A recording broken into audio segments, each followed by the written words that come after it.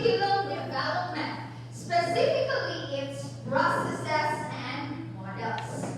And you know what? We have invited not just one, not just two, and definitely not just three, but more guests to share and impart something that will help you on your future journeys. I know that we're all excited to meet them, but let us put a little pause in your excitement, since I will first tell you what curriculum development is all about. Future educators, curriculum is a dynamic process. Therefore, changes always work. But what is the purpose of its changes? It is to further improve the curriculum. That is why we have what we call as the curriculum development.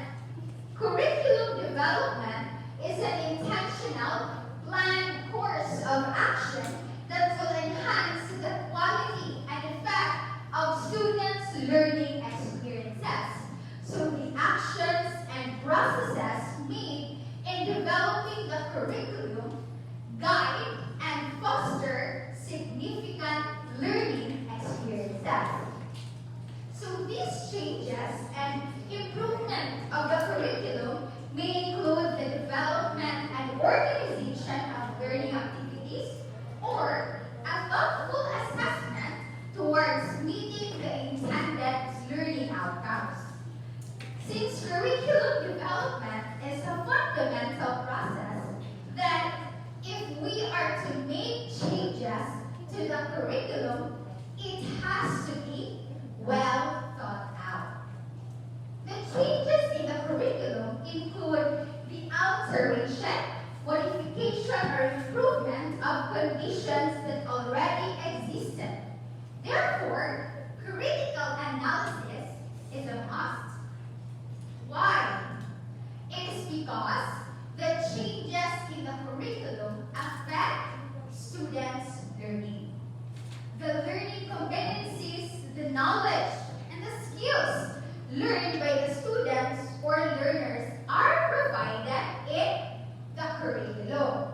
So we don't want to make any disastrous modifications in the curriculum. Agree? Yes. Today, we will be introducing various curriculum development processes and models that will be shared by our guests. Future educators, your excitement to meet our guests is no longer prolonged. At this moment, let me call on our four experts in the curriculum development process. They are in their 10th year working in the Department of Education, and they consider themselves educational specialists. Ladies and gentlemen, future educators, please welcome our four educational experts, Miss Angel, Miss Antoinette, Miss Christine, and Mr. Roel. A round of applause, please. Good day, ma'am, sir. Welcome to Everyday Show, the education, wherein we provide life-changing facts and information. By the way, I want to thank the four of you for accepting our invitation as our guests for today. Thank you. I'm excited to learn something from the four of you. So, future educators, are you excited to learn? Yes. Yes. Are you excited to learn? Yes. Okay, experts, are you ready to share? Yes. Okay. By the way, if you have questions to ask our experts, you can send it through our channel. So, phase in the curriculum development process. This is the curriculum planning to be shared by Ms. Angel Casicatan. Ms. Angel, the floor is now yours. Actually, I will hear a PowerPoint presentation for you all, and may I now start? So before, future educators, who among you here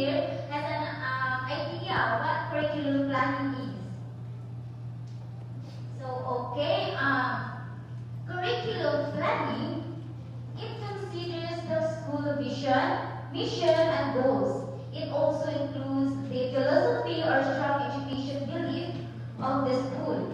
All of this will eventually be translated to classroom design learning outcomes for the learners. So, as we all know that curriculum planning is a dynamic process that ensures a meaningful educational experience for the students, considering their needs, educational goals, and available resources. Miss Angel, a question from one of our loyal viewers that says, what factors should we consider in the curriculum plan? Oh, good question. Well, future educator, when planning a curriculum, we must consider these some following key factors here. We have here the educational goals, content selection, standards and alignment, legal and ethical considerations, and vision, missions, and goals. So when we talk about educational goals, it defines a clear learning objectives and goals that the curriculum should achieve. What do you want the students to know or be able to do by the end? So next, we have the content selection. Future educators ensure that the content is relevant, age appropriate, and culturally sensitive. So next, we have the standards and alignment. So, ensure. Miss, tell us what you know. So, good day, future educators. So, curriculum designing is the process of planning and creating an educational program. It involves deciding what subject or topics to teach, how to teach them, what materials and resources to use, and how to assess students' learning. So, curriculum designing is like being the architect of education. It is the thoughtful and detailed process of shaping what the student will learn and how will they learn it. And also, we have some consideration in curriculum designing. So first is the learning objectives, assessment methods, student diversity, and the feedback and evaluation. So learning objectives is define what will the student will learn and achieve. It is guide what to teach and how to use it. And then we have the assessment methods. Assessment methods includes appropriate assessment methods such exams, quizzes, performance to measure the attainment of the learning objectives. And also, we have the student diversity. Recognizing the diversity of the student is really important, especially by their abilities, backgrounds, and learning styles. Curriculum designing it must be inclusive and cater all the needs of your student. And then lastly, we have the feedback and evaluation. We must improve by collecting the feedback of our students and also the teacher and make a better change based on that feedback and evaluation.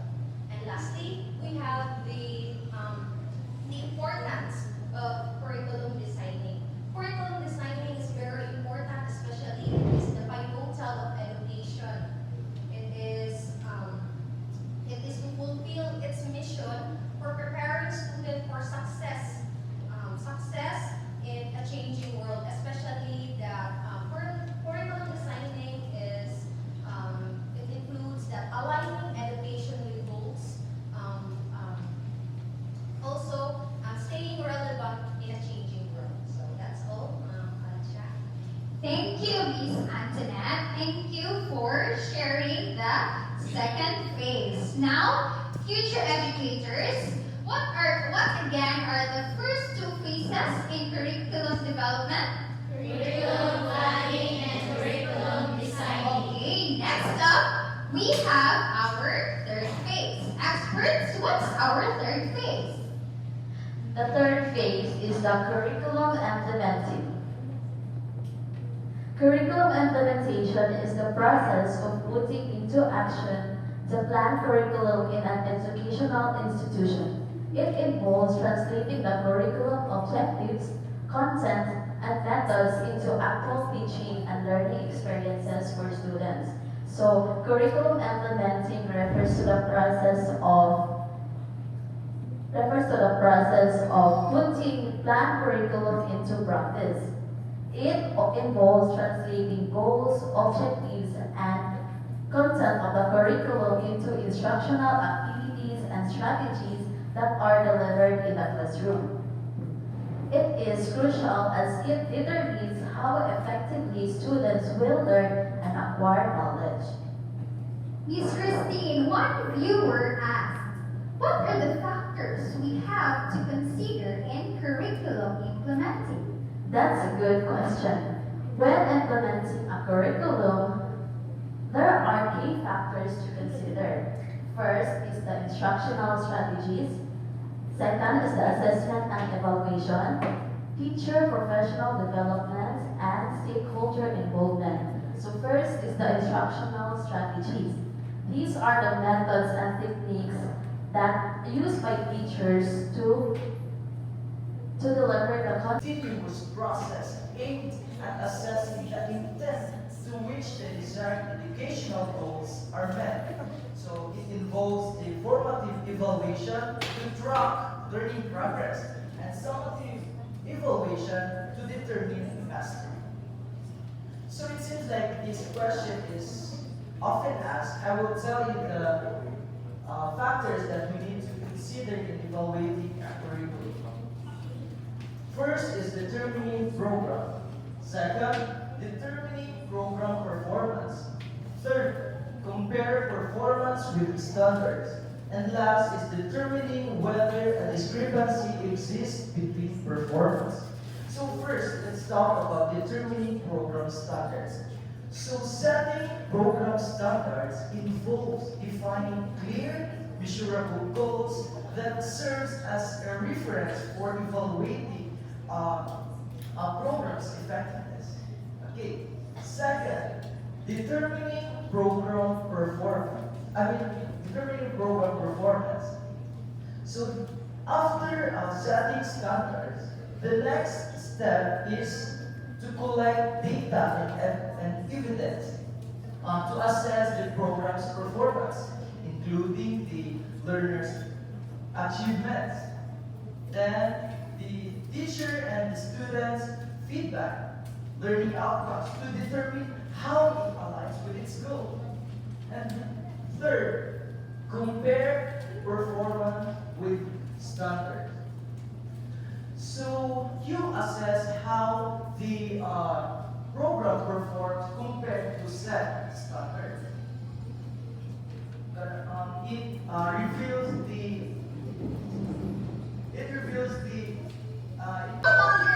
They're no longer called experts. Instead, they are the well-known curricularists and proponents of the curriculum development process models.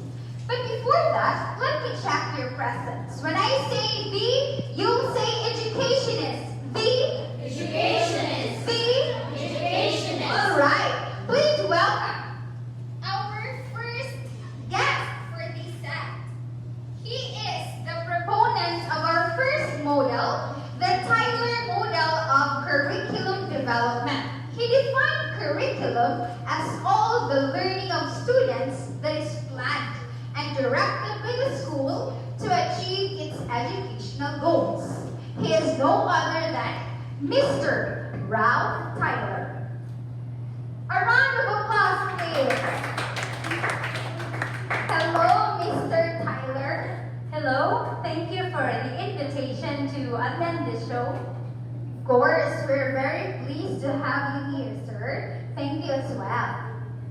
Future educators, here with me is the proponent of the Ralph Tyler model, the 4 basic principles. Sir, can you share with us what this model of yours is all about?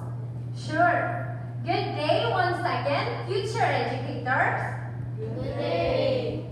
So, okay, I am Mr. Ralph Tyler. And this is my model, the Ralph Tyler model for basic principles. So I am an influential educational psychologist.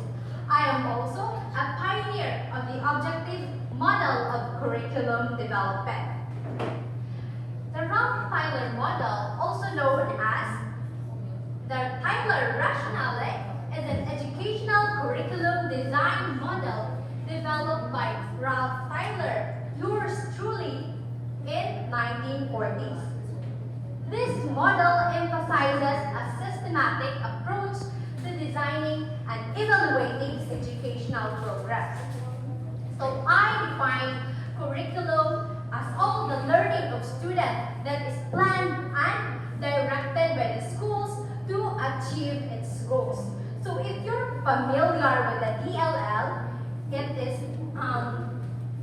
is what the teachers use nowadays, right? So it is planned by the schools or who is in higher position, and all the teachers. You have written a book named Basic Principles of Curriculum and Instruction. Can you explain us the questions inside that book?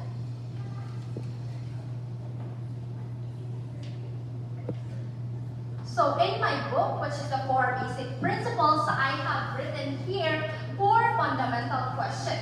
The first question is, what educational purposes should the school seek to attain? This question focuses on identifying the overall goals and objectives of the curriculum.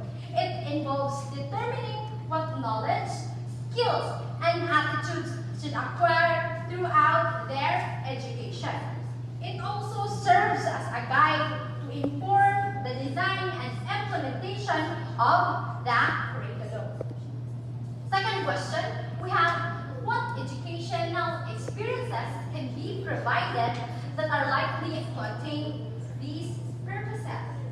So this question That will help students to achieve those purposes. This involves selecting appropriate learning activities, resources, and instructional strategies, and that will align with the desired goals. So the third step is organization of experiences with model, Helden model, grassroots approach. It was developed by force of the teachers, learners, and other stakeholders who are directly involved with the use of curriculum. Next, I firmly believe that the curriculum should be designed or developed by the teacher, since they are more aware of the students' needs rather than handed down by higher authority. Teachers know the needs of their learners more than any other person. So, teachers should begin the process by creating a specific teaching and learning units for their learners. Next, we have the goal. The goal of the grassroots model is to create a curriculum that is really fun, meaningful, and according to the needs of the community. Right, we are down to our last model of curriculum development. To share this with us, please welcome Mr. Galen Saylor and Mr. William Alexander. A round of applause, please.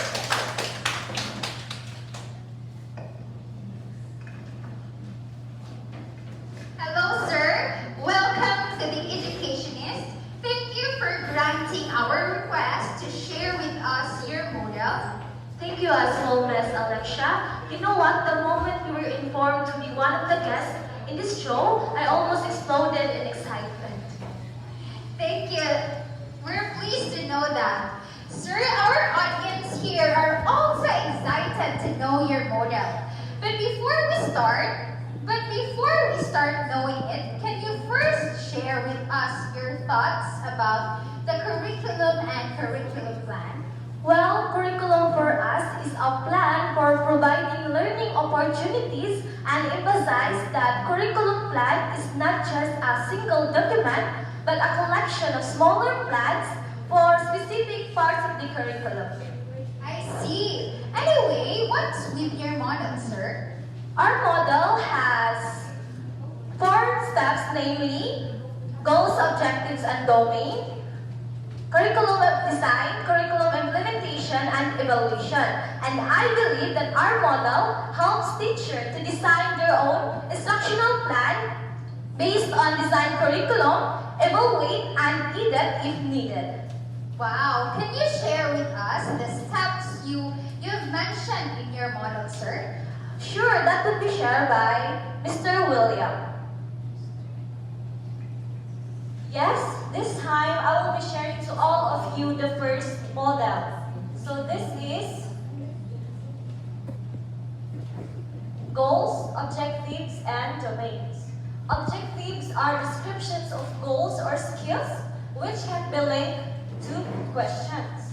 A domain contains one or more objectives. If there was no instruction, curriculum plans by their very nature are efforts to guide and direct the nature and character of learning opportunities in which students participate. Rosemary Viernes, one of the assistants of Mr. Saylor and Alexander. Actually, Miss Alexa, I have an appointment today in California, Norway, Philippines. But because of the very important to learn and know of the last step of this model, so that's why I'm here. Thank you, Miss Rose. So the last step of this model is evaluation. A comprehensive evaluation using a variety of evaluation techniques is recommended. So you have to evaluate whether you have achieved the objectives, whether you have succeeded in giving students what they have to understand, and whether you have succeeded in providing students whatever they need that they have to look into. So, in evaluation phase, according to Saylor and Alexander, An advice from all of us: continue to reach your dreams. Always put your trust in God, because if He puts you in a position and calls you for your purpose, He will surely help you succeed. That's all. Wow, you've heard it all right. Thank you, ma'am. Once again, thank you, dear curricularists. You may now have your way at this side of the stage. Thank you. So, future educators, did you all take note of the various curriculum development models presented just a few moments ago? Yes. All right. To sum up, curriculum development is a planned, thoughtful, and deliberate course of actions that ultimately enhance the quality and impact of the learning experience for students. It has a linear, step-by-step process involving 4 phases. What are those phases again? Curriculum planning, curriculum designing, curriculum implementing, curriculum evaluation. Okay, curriculum development has processes and models which we have shared and presented together with the respective proponents. The Ralph Tyler model, which emphasizes the planning phase that is being presented in his book. Then, the Hilda Taba model, having a grassroots approach. Lastly, the Galen Saylor and William Alexander curriculum model, which has 4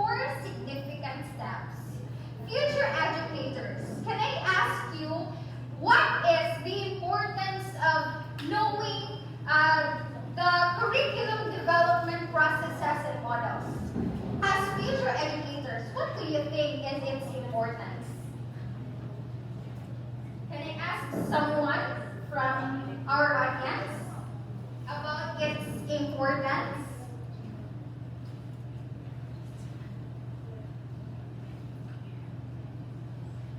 Again, let me repeat the question. What do you think is the importance of knowing the curriculum development processes and models as future educators?